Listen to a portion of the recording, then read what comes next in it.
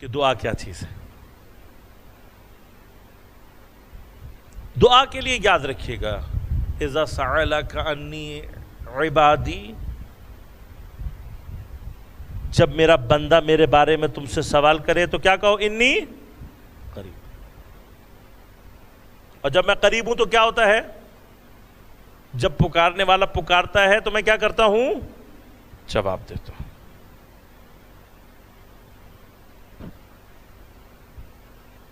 اس آیت کی بنا پر ہم یہ جرأت پیدا کر لیتے ہیں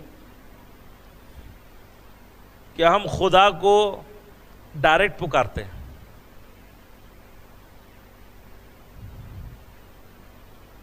خدا کو ڈائریکٹ پکارنا چاہیے بھی، بات اسے ڈائریکٹ کرنی چاہیے، لیکن اہل بیت ہمیں بہت کچھ سکھا گئے.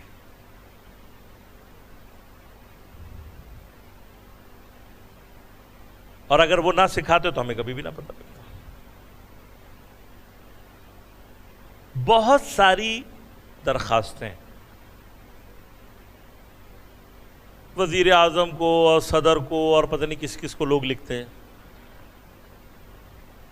وہ کہتے ہیں بھئی ہمارے فلاں باکس میں ڈال دیں. آپ نے ڈال بھی دی، نہیں پہنچتی. لیکن وہ درخواست کہ جو آپ تھرو پراپر چینل کر کے بھیجیں گے وہ پہنچ جاتی ہے. ہم نے انی قریب کا معنی سمجھے بغیر یہ سمجھ لیا ہے کہ اب چونکہ اللہ تعالیٰ قریب ہے تو نہ فون کرنے کی ضرورت ہے، نہ خط لکھنے کی ضرورت ہے، نہ کسی چیز کی ضرورت ہے. بچوں کے قریب ہے، یا اللہ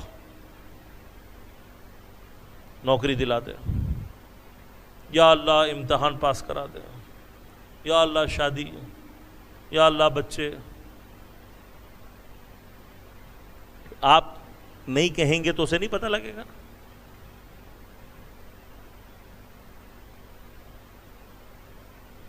پتہ لگے گا یا نہیں پتہ لگے گا؟ اس سے زیادہ جانتا کون ہے؟ کبھی انی قریب کا معنی جاننے کی کوشش کی آپ نے؟ انی قریب کا کیا معنی ہے؟ انی قریب کا معنی یہ ہے کہ میرا وجود اس کی نگاہ لطف کے اوپر ٹھہرا ہوا ہے. اگر اس کی نگاہ لطف و احسان ایک لحظے کے لیے بھی موجودہ زبان میں سنا دوں، نینو سیکنڈ کے لیے بھی اگر اس کی نگاہ لطف قط ہوتی ہے تو میں نابود ہو جاؤں گا. اب آپ نینو سیکنڈ کو بھی اگر چھوٹا کرتے کرتے کرتے کہیں چلے جائیں، آپ کی عقل میں جو کم ترین زمان بن سکتا ہو اس کم ترین زمان کے لیے بھی اگر اللہ کی نگاہ لطف اور احسان ختم ہو، ہم کیا ہو جائیں گے؟ نابود، عدم. ہماری حیثیت نہیں ہے. بس جب میرا پورا وجود، مثلا مثال دے رہا ہوں، مناقشہ نہیں کیجیے گا، مثال دے رہا ہوں خالی. مچھلی کا پانی سے کیا رابطہ ہے؟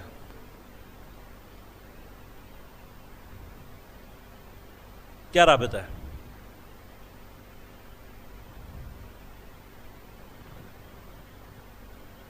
پانی سے نکال دو تو مر جاتی ہے، ایسے ہی ہے؟ پانی میں رہتی ہے، پانی کے بغیر رہ نہیں سکتی.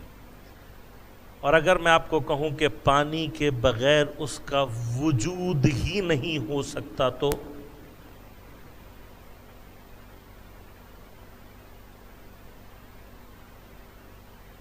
غلط کہہ رہا ہوں؟ اس کی ولادت پانی کے اندر ہوتی ہے، ایسے ہی نا. مچھلی انڈے دیتی ہے، انڈے کہاں ہوتے ہیں؟ آپ پانی سے نکالیں ختم. انڈا پانی میں اب یہ جو انڈے سے مچھلی بنے گی، اس کے وجود کا تمام سامان کہاں سے آ رہا ہے؟ پانی سے آ رہا ہے، پانی ہی سے پل رہی ہے نا، پانی میں سے ہی غذا حاصل کر کے، پانی میں ہی پروان چڑھ رہی ہے، پانی ہی سے ہوا لے رہی ہے، پانی سے ہی غذا لے رہی ہے، پانی سے ہی وجود لے رہی ہے۔ اب جس کا وجود ہی پانی سے بنا، اگر آپ پانی کو کچھ دیر کے لیے مچھلی سے، اصل یعنی غور ہم نے اور آپ نے کیا سوچا ہوا ہے، ہمیں چونکہ مچھلی نظر آ رہی ہے اور پانی الگ الگ نظر آ رہا ہے، تو مجھے یہ سمجھ میں پانی میں رہتی ہے، پانی میں پیدا ہوتی ہے، پانی میں کھاتی ہے، پانی میں تیرتی ہے، پانی سے نکال دو تو مر جاتی ہے۔ لیکن جب اللہ تعالیٰ کہہ رہا ہے انی قریب، تو یہ پانی اور مچھلی کا یہ والا معاملہ نہیں ہے۔ معاملہ کیا ہے کہ پانی نے گویا کہہ کے بات کرو تاکہ بات سمجھ میں آ جائے نوجوان ساتھیوں، پانی گویا وجود دے رہا ہے مچھلی کو۔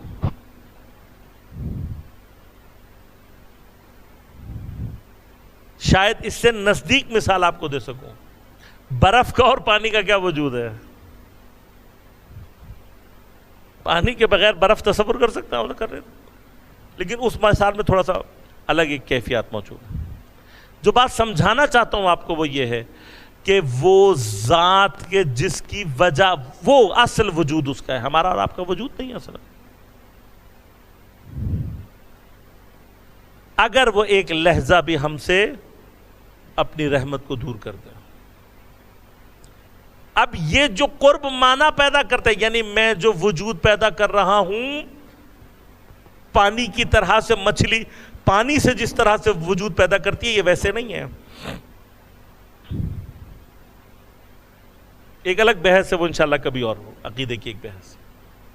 لیکن میرا اپنا وجود پیدا نہیں ہوگا اگر میرے اور خدا کے درمیان میں اہل بیت علیہم الصلوۃ والسلام کا واسطہ موجود نہ ہو۔ اب اگر میں قریب ہوں کس کی وجہ سے؟ اہل بیت علیہ الصلوۃ والسلام کے، تو میں نے دعا مانگتے ہوئے یہ کیسے تصور کر لیا کہ میں دعا مانگتے ہوئے اہل بیت کو سائڈ پر رکھ کر دعا مانگوں گا تو میری دعا قبول ہو جائے گی؟ لہذا دیکھیے، معصوم ہمیں سمجھا سکتا ہے نا۔ معصوم نے کیا کہا دعا کی قبولیت کی شرائط ہے، ایک شرط کیا ہے؟ دعا کے اول و آخر میں درود بھیجو محمد و آل محمد علیہ الصلوۃ والسلام پر۔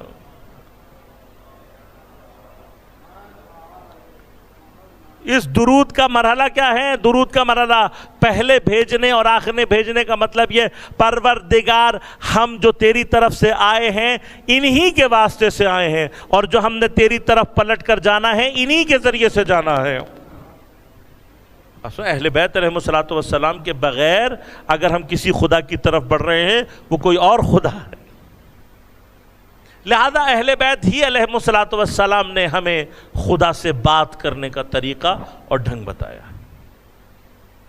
لیکن متاسفانہ کیا ہوا ہے؟ ہوا یہ ہے کہ ہم نے اہل بیت کے طریقے کو رد کر دیا، فلموں، ڈراموں، کہانیوں میں جو دعا کا طریقہ تھا اس کو اٹھا لیا۔ واقعاً ہم سے زیادہ بدبخت کوئی نہیں ہو۔ عجیب ہے نا؟ ابھی یہاں پر آ کے کوئی صاحب بیٹھ جائیں درمیان میں، کہیں جی میں نے وہ فلاں یوں کیا اور میں نے پتہ نہیں اس چیز کی منت مانی اور میں نے یوں کیا تو میری جو ہے وہ دعا پوری ہو گئی۔ اگلے دن آپ دیکھیں گے 8-10 آدمی وہی سارا کام کرتے ہوئے آپ کو دکھائی دے رہے ہوں گے۔ بتانے کی ضرورت ہے، یہ بتانے کی ضرورت ہے۔ جمعرات کے دن کسی بھی علم پہ جا کے دیکھ لیں، مٹھائیوں کے ڈبے میں موجود مٹھائیوں کے اوپر لگے ہوئے سکے اور کیا نام ہے وہ وغیرہ وغیرہ۔ ہمیں اس آدمی کی بات پہ یقین آ گیا مگر امام کی بات پہ یقین نہیں آیا۔ معصوم کہہ رہے میں تمہیں بتاؤں گا کہ خدا کو کیسے پکارو۔ معصوم کہہ رہے میں تمہیں بتاؤں گا کہ خدا سے ارتباط کیسے پیدا کرو۔ ہمیں معصوم کی بات سمجھ میں نہیں آ رہی. وہ جو مٹھائی کا ڈبہ چڑھا کے چلا گیا اس کی بات سمجھ میں آ رہی ہے. معصوم کیا کہہ رہے ہیں؟ معصوم کہہ رہے ہیں یہ اس طرح دعا کرو اور قضا و قضا، یہاں پر جو تم دل چاہتے ہو مانگو. ہمیں معصوم کی وہ بات سمجھ میں نہیں آ رہی. دعا خدا کہہ رہا ہے انی قریب، میں قریب ہوں، اور جب پکارنے والا مجھے پکارتا ہے تو تم پہلے قربت کے معنی تو سمجھو. یہ قربت معنوی ہے، اور قربت معنوی میں جب تک آپ اس وسیلے جس کی وجہ سے قربت ایجاد ہو رہی ہے اس کو ذہن میں نہیں رکھیں گے، اس سے متصل نہیں ہوں گے، اصلاً قربت معنوی اپنے معنی پیدا ہی نہیں کرتی. پھر جو چیز وجود میں آتی ہے وہ بعد ہے، وہ دوری ہے. میں قریب ہوں کس وجہ سے؟ کہ جو اللہ تعالیٰ فرما رہا ہے کہ میں انسان کی شہرک سے زیادہ قریب ہوں، اقرب الیہ من حبل الورید. اس کا معنی کیا ہے؟ کیا میری شہرک کے اندر کوئی جگہ ہے جہاں پر اللہ تعالیٰ نعوذ باللہ من ذالک موجود ہے؟ اصل زمان و مکان سے ماورا ہے. تو وہ مجھے جو شہرک سے زیادہ نزدیک کہنا چاہ رہا ہے اس سے مراد کیا ہے؟ میرے شہرک سے زیادہ نزدیکی میں مراد کیا ہے؟ مراد سمپل سی ہے، میری شہرک کی وجہ سے میری حیات ہے. حتیٰ میری حیات، میری شہرک جس کی وجہ سے وہ پروردگار ہے. تو جس طرح سے دیکھیں، میں نے جس طرح سے شہرک کے ذریعے سے حیات کے معنی کو درک کیا ہے، تو کوئی ایسا ہو جس کے ذریعے سے میں قرب کے معنی کو درک کر سکوں.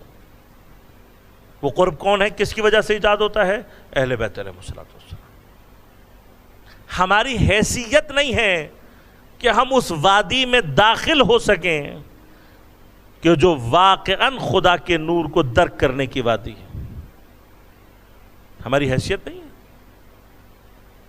ہم جتنی بھی حیثیت پیدا کرتے ہیں وہ اہل بیت علیہ الصلوۃ والسلام سے وصل ہونے کے بعد پیدا کرتے ہیں. ہم اہل بیت سے اپنے آپ کو جوڑنے کے بعد وہ حیثیت پیدا کرتے ہیں کہ جہاں ہم کسی وادی میں داخل ہو سکتے ہیں. اصل ہماری کوئی حیثیت نہیں ہے. اہل بیت علیہ الصلوۃ والسلام، اب اہل بیت علیہ الصلوۃ والسلام دعا کا طریقہ ہمیں سمجھا رہے ہیں. بہت ساری دعائیں ہیں. دعائے کمیل کے بارے میں آپ روایت پڑھیں. میں نے عرض کیا نا، اہل بیت ہمیں سمجھا سکتے ہیں، بس زبردستی ہمارا ہاتھ پکڑ کے ہمیں جنت میں نہیں پہنچا سکتے. مثلا دعائے کمیل کے بارے میں امام یہ تو کہہ سکتے ہیں نا کہ کم از کم زندگی میں ایک مرتبہ سے ضرور پڑھو.